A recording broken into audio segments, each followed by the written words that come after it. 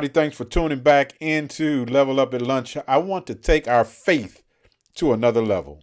Today, I want to talk about amazing faith. Amazing faith. Have you ever saw anything that's amazing? How do you respond when something is amazing and you're blown away? I don't know. Maybe you had lunch today and it was just amazing. When something is amazing, you cannot help but talk about it. So I want to show you how to activate it. And what I mean by activate it, I mean pray in a way that you don't just get an answer to your prayers, but you get amazement from anybody who hears how God has answered. So let's kick this off. You know, a lot of us pray and we get answered prayers. And here's how you know the prayers. It's not that they're not important. It's not that you don't appreciate it. Let me give you some context. But there are times when we've been praying for God to move. It can be something as simple as paying a bill. And once it's paid, we almost forget that God has answered. But amazing prayer is so big that when God delivers, you got to tell someone, and everybody around you is in awe. I was registering church vans at the MVA over in Largo. It was my third trip. And each time I went, I ran into some difficulty. They kept asking me for a bill of sale, but I could not get in contact with the individual who donated the vans to the church. So every time I went, I was faced with the same level of opposition. Sir, we need you to bring us a brand new bill of sale. Ma'am, I can't bring you a brand new bill of sale because the individual that donated the vans is almost impossible to catch up with. And so back and forth on this third trip, I'm in line. I'm literally praying, Lord, please let them work this out. I just don't have the time to come back, stand in line, go through all of this hassle and come out empty-handed. So while I was standing there, I was praying, I was hoping, I'm watching different supervisors come by and evaluate the case. And each one had a look of dejection, as if to say, we hate to break the bad news, but until you bring us a new bill of sale, we can't help you. And then someone asked a question about the amount that was registered on the old bill of sale. They were like, the price is too high. If it was donated and we go by the number that's on the bill of sale, you, my friend, will have to pay sales tax on the donated vehicles, and it's going to be a lot of money. Listen, I was so desperate, so tired. I said to them, we've already cut our losses. We're willing to pay that number. And the people refused. They refused to charge us the bill. They just kept saying it's too much. We can't do this. You need to go back and get a new bill of sale. So long story short, back and forth. And then one supervisor came over and asked $1 million question. She asked the question, is your church a 5013C? That is, do you have a tax exemption? Well, of course. Yes, we have a tax exemption. And she looked at me and she says, well, if you have a tax exemption, you don't have to pay taxes. And I'm like, if you could, so at this point, I'm amazed. I'm overwhelmed. I'm saying that makes so much sense. Why didn't anyone else come up with this bright idea? And then she went beyond that. She says, listen, she said, y'all the church, like I'm going to walk this over here personally. You shouldn't have to pay more money. And I'm not sure, why this didn't get caught the first few times, but I'm going to make sure that this gets done. Do you understand how happy I was when I left the MVA? My question to you is, there are times in our lives where we feel like, man, does prayer even matter? Like, is it like I've asked several times and I'm still getting the same answer? We have to understand it. Just because we prayed about certain things, we can't assume that the answer is no. Sometimes we wonder, well, if the answer is not no, then why should I keep asking? Maybe the request is about a health condition and you've exhausted all medical options and praying feels forced. It's like, what's the point? but you kind of ask just in case God decides to answer. So you just throw a little prayer out there just in case. Or maybe you've been in a relationship and you've been praying for change. And no matter how many times you pray for change, it's like a bad check. It bounces. Nothing happens. The individual still does the same annoying stuff. It's at these moments that we begin to ask ourselves, is it even worth praying? Why should I pray? Or it could be conditions on your job or a business that you prayed about. And you've been praying faithfully and you've been putting in the work, doing everything you're supposed to do in order to get a request answered by the Lord. And yet your pay has not increased, nor have your conditions improved. Here's the question. Does how we really ask change what we receive? Does it really matter?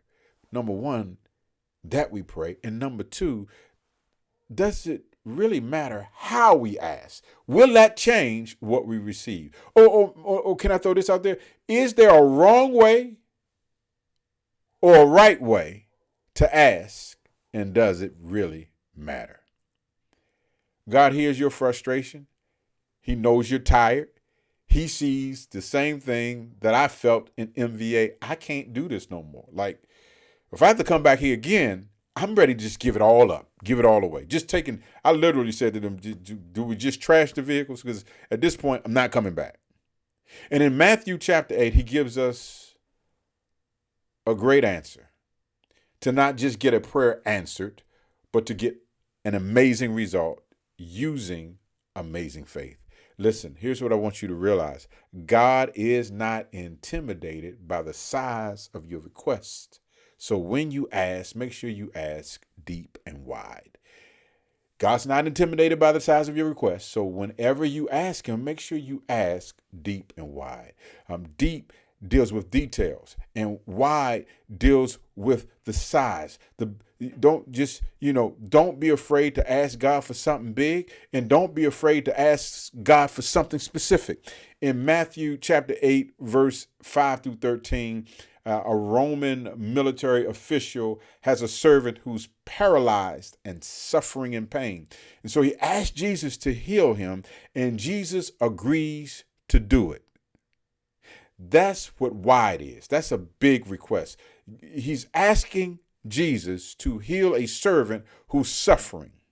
A wide request takes into consideration the conditions. This is Jesus, heal me from my condition and my discomfort. That's kind of like how all of us pray when we're faced with something that is beyond our ability. We know how to go to God with our condition.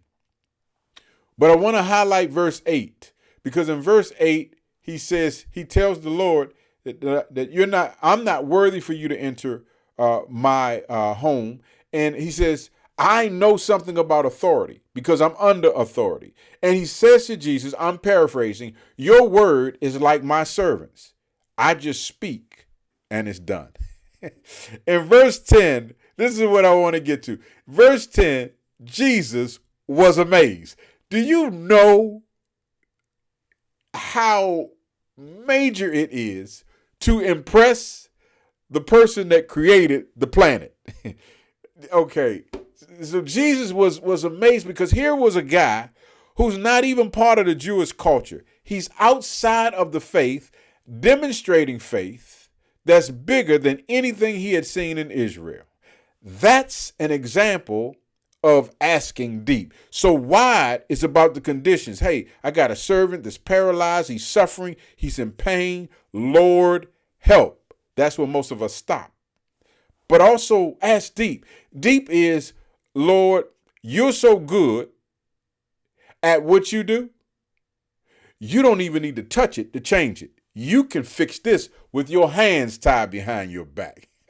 To activate amazing faith, it requires those two components, that you ask deep and you ask wide. Deep, again, is about the detail. The size of your faith is really determined by the depth of your details. This man is paralyzed and he's in pain.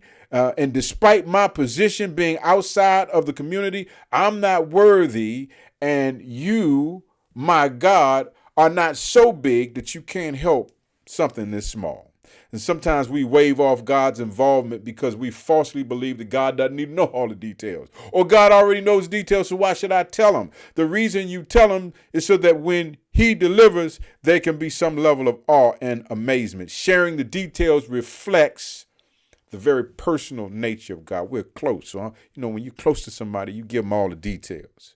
But that second piece that's important to have amazing faith is you got to have unflinching confidence in the person and work of Jesus Christ. He says, Lord, not only do I believe you got authority over my conditions, but I also believe you can heal with your hands tied behind you. You don't even touch it. You need to come to my house. I know what it's like to be under authority. I speak and it happens. When you speak, the same occurs. And Jesus was amazed because he hadn't seen any faith like that in all of Israel. Think about how good it feels when someone believes in your work before you do it. Doesn't it bring out your best work? Like when somebody say, oh, girl, listen, go ahead and tip them in advance because I know when they put this meal together, it has never been anything less than exceptional. Doesn't that drive you to bring out your best work? Now, I'm not saying that God can be manipulated or God needs motivation. But what I am saying is if we have that in him, or if we have that quality in us and we have been made in his image, then it's possible that God is moved by our faith. The level of our faith in the person and work of his son does something to move God to do a little something special when our faith is activated at that level. What if God's ability to deliver amazing had more to do with your confidence in his work than his willingness to do it? I'm going to pause. What if amazing had more to do with your confidence in God's work than his willingness to do it? Because sometimes we say, well, if it's God's will, well, maybe it is God's will, but what's lacking is your confidence in his ability to get the work done. Just food for thought. Listen, God's not intimidated by the size of your request. So when you ask deep and wide. And remember, there are a couple of components when you're asking that need to be taken in consideration. Number one is details, because details really reflects how close you are to God. Like when you're close to somebody, you ask with specificity. But the other part is an unflinching confidence in his ability to do the work, because you and I are motivated when people have confidence in what we produce before we produce it. Man, that makes you produce more. So what about you? How does this change the way you ask? So maybe when you pray wide. Lord, my child is off the hook. I'm praying right now for the negative influences in their life, the stuff they listen to, the people they hang with, the way they talk. Lord, I'm struggling with all this. But watch this. Lord, I'm going to ask you something deep. Not only save them, but God, use their social media influence to provide income for others. And Lord, let them flow on a level that the world will know about you through their work. See that? Wide and deep.